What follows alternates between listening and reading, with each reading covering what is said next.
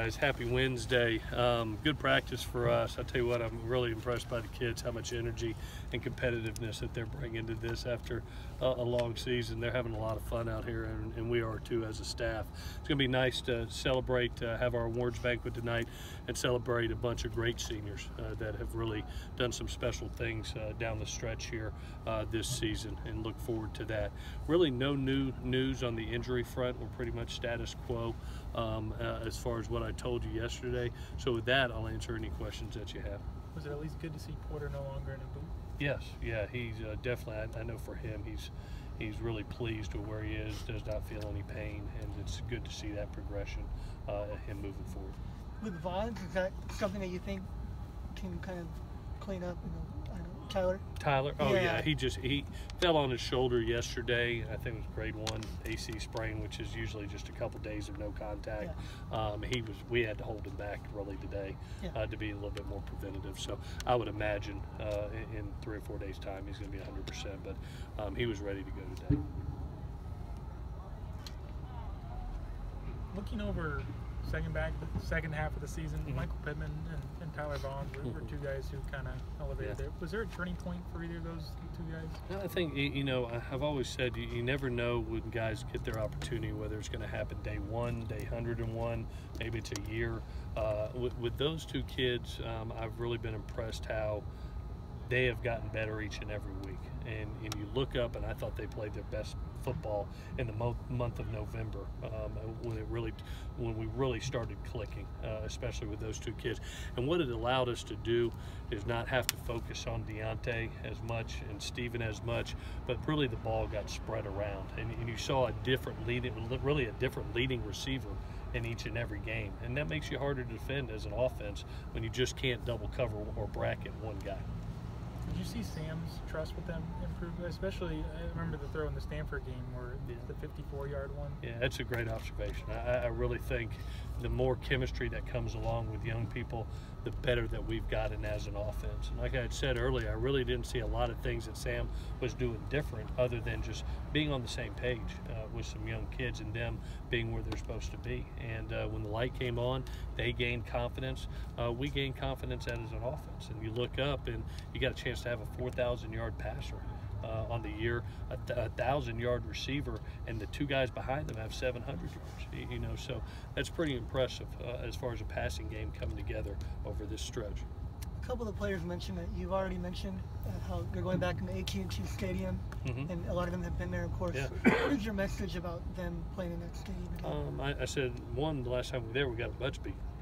And understand that the team that we're getting ready to play is an elite football team, probably the best team that we've played all year from a talent standpoint and how well they are coached.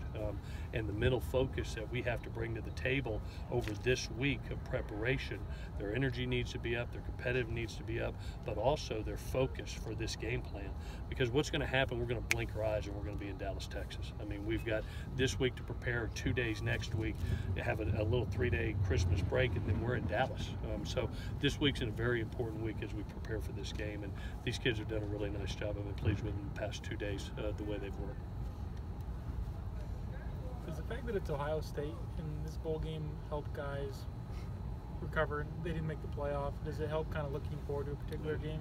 When you just see Ohio State versus USC, that's 127 years of Ohio State tradition, 125 years of USC tradition. That's 19 national championships. That's 14 Heisman trophies. I mean, that's legends of the game on both teams. I mean, you just say those two teams and say, hey, these guys are going to get together, put the ball down and play. I mean, if your blood pressure ain't up and your hair don't stand up, something's wrong with you. So these kids are really, really excited about playing this game. It's two storied programs, and to have the opportunity to compete at the highest level, that's what these kids thrive on. When they released the Final Four, and obviously both of you guys were out, you knew that this was a possibility. Did you want them?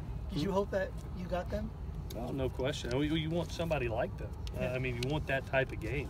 That's why you compete all year, to be able to play on the brightest stage with the brightest lights against the best team possible. And obviously, when you look at the film, you cut on the film. Mercy, they got stars all over the place, from JT to JK to Mike Weber to that group of wideouts defensively with Bosa and that secondary, and it's going to be a lot of fun. It's two good teams together competing. It's going to be fun. You mentioned yesterday there are 10 guys who are considering NFL.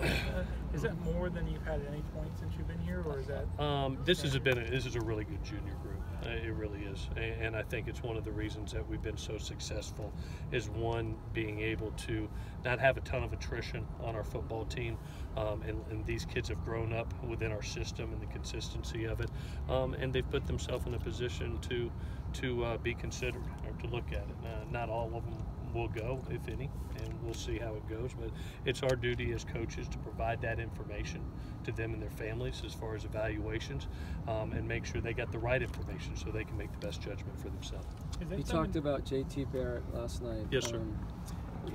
The experience that this team had with Arizona and with Notre Dame with mobile quarterbacks, does that play into this preparation at all? Yeah, and Khalil Tate, I think, really helped us. I think that we're better equipped a little bit personnel-wise to do a couple things.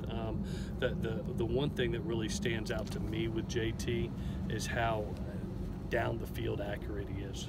You're talking about a kid that's, going to be a 3,000-yard passer. What really stands out is 35 touchdown passes. I mean, that's a huge number. When you're talking about a kid that's 700 yards rushing and 35 touchdown passes, and that amount of experience, I mean, he's won a lot of games at that place and been a leader for them for several years.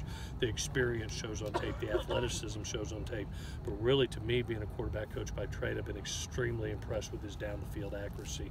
As you try to say, okay, hey, we're going to play up towards the line of scrimmage, and now you're matched up one-on-one against six guys that can really run. And the leading stat that I see on paper is having 3 wideouts for averaging 15 yards a catch or more. That means you're pushing the ball down the field, and he's doing a good job hitting them. How concerned are you with the physicality of Ohio State? The good football team that reminds you up front like a Stanford.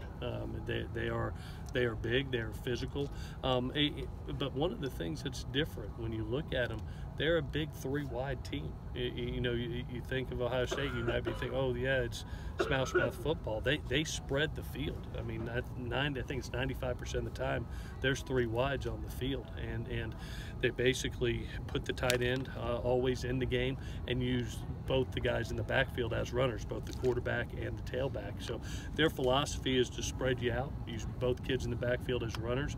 If you try to load the box, you're going to get the ball on the perimeter and throw it deep. They make you cover every inch of the field. Good. All righty, guys. Thank you. Thank you, Coach.